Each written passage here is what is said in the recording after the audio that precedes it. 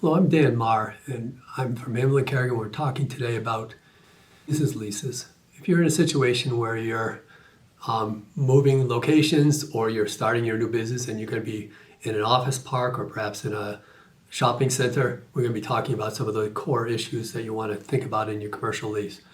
Obviously, people are always considering in the commercial lease, what's my rent and what's my space? And they look at those issues, but they don't look at some of the other issues that the landlord has put into the lease.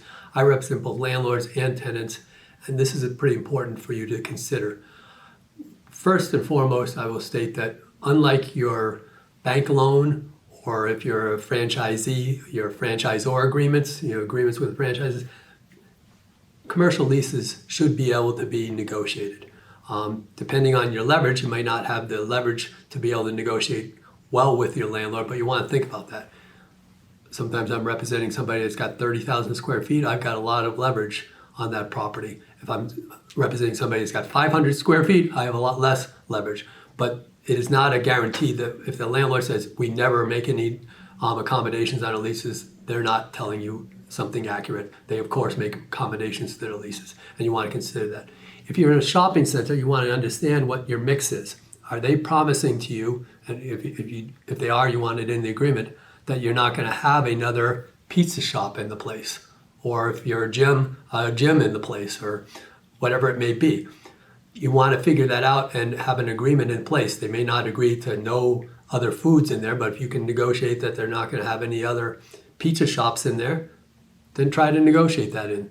You also want to make sure that you read the entire lease, because sometimes people, if it's a 40-page lease, they look at the rent and then they get tired and they don't bother looking at the end where it says that they can relocate you to another location because they decide it's more convenient for them to put you in a different space. You're renting that space, and that space is important to you. You don't want to be relocated.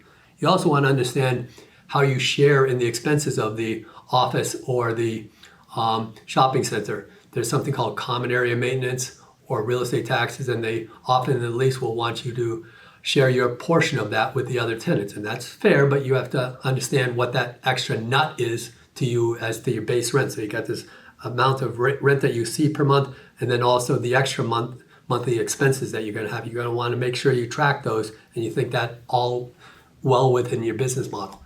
Lastly, you want to understand how they can change the location. Can they decrease the parking? Can they do something else where they add more space, if it's a shopping center, they add a second story perhaps to the building, and that might impact you. You want to understand all those issues, and you really do want to read the entire lease, and it is well worth having an attorney that's well versed in dealing with these leases, investigate it and help you negotiate, because they can also negotiate with the landlord on your behalf.